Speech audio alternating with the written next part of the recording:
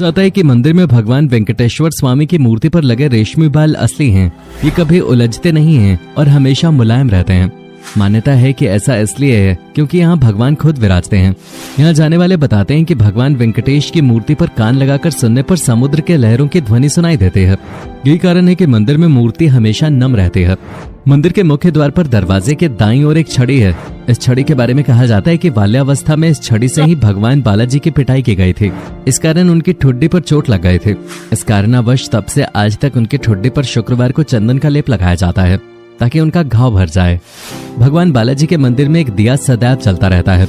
इस दिए में न ही कभी तेल डाला जाता है और न ही कभी घी डाला जाता है। कोई नहीं जानता कि वर्षों से जल रहे इस दीपक को कब और किसने जलाया था। जब आप भगवान बालाजी के गर्भगृह में जाकर देखेंगे तो पाएंगे कि मूर्ति गर्भगृह के मध्य में स्थित है। वहीं जब गर्भगृह से बाहर आकर देखेंगे तो लगेगा कि मूर्ति दाईं ओर स्थित है। भगवान बालाजी की प्रतिमा पर खास तरह का पचाई कपूर लगाया जाता है। वैज्ञानिक मत है कि इसे किसी भी पत्थर पर लगाया जाता है तो कुछ समय के बाद ही चटक जाता है, लेकिन भगवान की प्रतिमा पर इसका कोई असर नहीं होता। भगवान बालाजी के हृदय पर मां लक्ष्मी विराजमान रहती हैं। माता की मौजूदगी का पता तब चलता है जब हर गुरुवार को बालाजी का पूरा श्रृंगार उतारकर उन्हें स्नान करवाकर चंदन का लेप लगाया जाता है। जब चंदन लेप हटाया जाता है तो हृदय पर लगे चंदन में देवी लक्ष्मी की छवि उभर आती है। भगवान की प्रतिमा को हर रोज नीचे धोती और ऊपर साड़ी से सजाया जाता है। मान्यता है कि बालाजी में ही माता लक्ष्मी का रूप समाहित है, इस कारण ऐसा किया जाता है। भगवान बालाजी के मंदिर से 23 किलोमीटर दूर एक गांव है और यहाँ बाहरी व्यक्तियों की एंट्री वर्जित है। यहाँ पर लोग बहुत ही नियम और संयम के साथ रहते हैं। मान्यता है कि बालाजी को चढ़ाने के लिए फल, फूल, दूध, दही और घी सब यहीं से आते हैं। इस गांव में महिलाएं सिले हुए कपड़े धारण नहीं करती हैं। वैसे तो भगवान बालाजी की प्रतिमा को एक विशेष प्रकार के चिकने पत्थर से बनाया गया है, मगर ये पूरी तरह से जिंदा लगते हैं। यहाँ मंदिर के वातावरण को काफी ठंडा रखा जाता है। इसके बावजूद मान्यता है कि बालाजी को गर्मी लगती है और उनके शरीर पर पसीने की बूंदें देखी जाती हैं और उनकी पीठ भी नम रहती है। चूंकि यह मंदिर मुख्य रूप से 7 शिखरों पे बना हुआ है, जो कि भगवान शेषनाग का प्रतीक माना जाता है।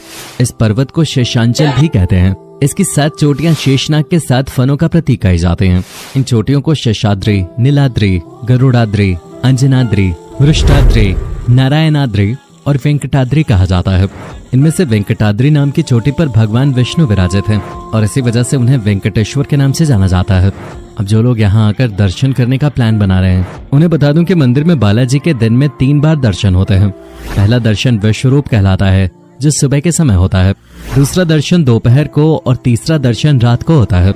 इनके अलावा अन्य दर्शन भी हैं, जिनके लिए विभिन्न शुल्क निर्धारित हैं। पहले 3 दर्शनों के लिए कोई शुल्क नहीं है।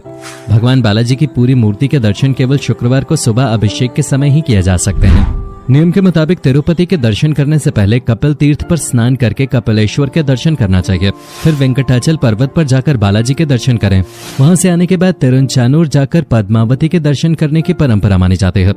मंदिर में चढ़ाए गए जितने भी फूल पत्ती होती हैं, उन्हें भक्तों को न देकर मंदिर में ही स्थित एक कुंड में बिना पीछे देखे विसर्जित कर दिया जाता है। मंदिर में चढ़ाए उन फूलों को भक्तों द्वारा अपने पास रखना अच्छा नहीं माना जाता। लेकिन एक सवाल जो आपके मन में जरूर उठ रहा होगा कि आखिर क्यों तिरुपति में दान दिए जाते हैं बाल, है ना? तो आइए आपको फटाफट इस सवाल का भी जवाब देते हैं। जैसा कि हमने आपको शुरू में ही बताया कि तिरुपति बालाजी में बालाजी की मूर्ति के सिर पे बहुत ही अच्छे बाल मौजूद हैं। आप इतने आभूषणों के बीच उन्हें देख नहीं पाते, लेकिन बालाजी की मूर्ति के ऊपर बाल होते हैं और इससे जुड़ी 2 कहानियां हैं जिनके बारे में शायद आपको पता नहीं होगा। पहली कहानी है एक युद्ध की, जहां भगवान बालाजी ने एक भेड़ चराने वाले के कारण अपने कुछ बाल खो दिए थे। उस वक्त एक गंधर्व राजकुमारी नीला देवी ने इसे देखा और अपने बालों को काटकर बालाजी को दे दिया ताकि बालाजी उसे अपने सिर पर लगा लें। नीला देवी की भक्ति को देखकर बालाजी बहुत प्रसन्न हुए और वरदान दिया कि जो भी उनके मंदिर में जाकर बाल अर्पण करेगा उसकी मनोकामना पूरी होगी और बालाजी का आशीर्वाद उसे मिलेगा। यही कारण है कि बालाजी के मंदिर में लोग बाल अर्पण करते हैं। बालाजी के मंदिर से जुड़ी दूसरी कहानी भी कुछ ऐसी ही है। दिव्य नीलाद्री ने एक दिन भगवान बालाजी को सोते हुए देखा और हवा के एक झोंके से उनके बाल उड़े। उस वक्त नीलाद्री ने देखा कि भगवान बालाजी के सिर के कुछ बाल नहीं हैं और इस वक्त नीला देवी ने अपने ही बाल काटकर उन्हें दे दिए। ये बात भगवान को बहुत अच्छी लगी और इसके बाद भगवान ने नीलाद्री को वरदान दिया। तिरुपति बालाजी के मंदिर के पास एक पहाड़ को नीलाद्री हिल्स भी कहा जाता है। पास में ही नीला देवी का मंदिर भी है।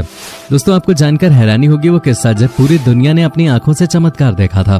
मुझे मालूम है आप बहुत एक्साइटेड होंगे वो किस्सा जानने के लिए, लेकिन आगे बढ़ने से पहले ये तो बता दीजिए कि आप में से कितने लोग भगवान को मानते हैं। अगर मानते हैं तो आपके लिए खबर है, अगर आप ईश्वर में विश्वास करते हैं तो विश्वास न करने वालों की तुलना में रोग बीमारियों से आप ज्यादा सुरक्षित हैं। अमेरिका की ओहायो यूनिवर्सिटी की एक टीम ने 28,000 लोगों का अध्ययन करने के बाद ये निष्कर्ष निकाला है। 3 साल में पूरे हुए अध्ययन में ईश्वर विश्वासी और विश्वास न करने वालों के अलावा ऐसे लोग शामिल थे जो किसी वक्त अपने से श्रेष्ठ अतिमानसी सत्ता में यकीन करते थे। तो अब नीचे कमेंट करें और बताएं कि आपको भगवान के होने पर भरोसा है या नहीं। तो चलिए वापस से चलते हैं अपने टॉपिक पे। वैसे तो आप हमेशा चांद को देखते ही रहते हैं, पर तिरुपति में जो चांद देखा गया है वो बहुत ही खास है। जी हाँ, तिरुपति बालाजी जैसा चांद आपने नहीं देखा होगा। कहते हैं कि जब यहाँ चांद निकला था तब ऐसा लग रहा था जैसे बालाजी भगवान को टीका लगाया गया हो।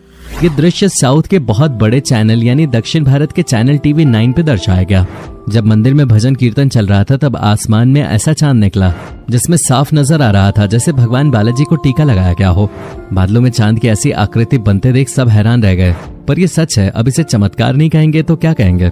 अगर आपको यकीन नहीं हो रहा तो आप भी ये वीडियो देखिए और अपनी आंखों से यकीन कर लीजिए, क्योंकि न जाने फिर कब आपको भगवान का ये अद्भुत चमत्कार देखने को मिले। दोस्तों, अगर आप सोच रहे हैं कि ये किसी तरह की खास एडिटिंग है तो आपको बता दें कि टीवी 9 साउथ का एक प्रतिष्ठित न्यूज चैनल है और ऐसी कोई हरकत अगर चैनल ने की होती तो न्यूज में ये बात जरूर सामने आ जाती और सरकार इन पर कार्रवाई भी करते। चैनल के साथ साथ वहाँ के कई लोगों ने अपनी आंखों से इन तस्वीरों को देखा। अब आप ये तो नहीं कहेंगे कि आंखों को धोखा हो गया। आपकी बात में मान भी लेता, लेकिन इन तस्वीरों को लाइव देखने वाले लोगों की संख्या लाखों में है जो इस पर यकीन करते हैं। दोस्तों, उम्मीद करता हूँ आपको ये वीडियो पसंद आई होगी और इसे आपने खूब एंजॉय किया होगा। फिलहाल इस वीडियो में बस इतना ही। मिलते हैं नेक्स्ट वीडियो में, तब तक के लिए bye bye and take care. मंदिर में भी हर रोज तुलसी के पत्ते का चढ़ावा दिया जाता है, लेकिन जहां हर मंदिर में तुलसी के पत्ते को चढ़ाने के बाद श्रद्धालुओं में प्रसाद के तौर पर बांट दिया जाता है, तिरुपति बालाजी मंदिर में ऐसा बिल्कुल भी नहीं होता।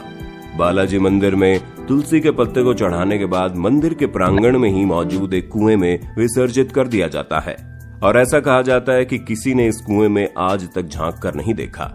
आपको जानकर हैरानी होगी कि तिरुपति बालाजी मंदिर में हर रोज 3 लाख देसी घी के लड्डू बनाए जाते हैं। हैरानी की बात तो यह है कि इन लड्डुओं को बनाने के लिए कोई नई टेक्नोलॉजी नहीं, बल्कि यहाँ के कारीगर 300 साल से ज्यादा पुराने तरीके से लड्डुओं को तैयार करते हैं। आपको जानकर हैरानी होगी कि इन 3 लाख से भी अधिक लड्डुओं को तिरुपति बालाजी मंदिर के गुप्त रसोई में बनाया जाता है और उस रसोई को पोटू के नाम से जाना जाता है। और उससे भी हैरानी की बात यह है कि भगवान तिरुपति बालाजी के मंदिर से 23 किलोमीटर दूर एक ऐसा अनोखा गांव है जहां भारी व्यक्तियों को एंट्री करने पर पूरी तरह से बैन लगा है। आपको बता दें, यहाँ पर लोग बहुत ही नियम और संयम के साथ रहते हैं। भगवान तिरुपति बालाजी को चढ़ाने के लिए फल, फूल, दूध, दही और घी आदि सभी सामग्रियां यहीं पर बनती है और यहीं से आती हैं। यहाँ के लोग इतने तौर तरीके से रहते हैं कि वहाँ के पुरुष और महिलाएं सिले हुए कपड़े तक नहीं पहनते। इस मंदिर की एक और आश्चर्यजनक बात यह है कि तिरुपति बालाजी मंदिर के गर्भगृह में एक दीपक जलता है।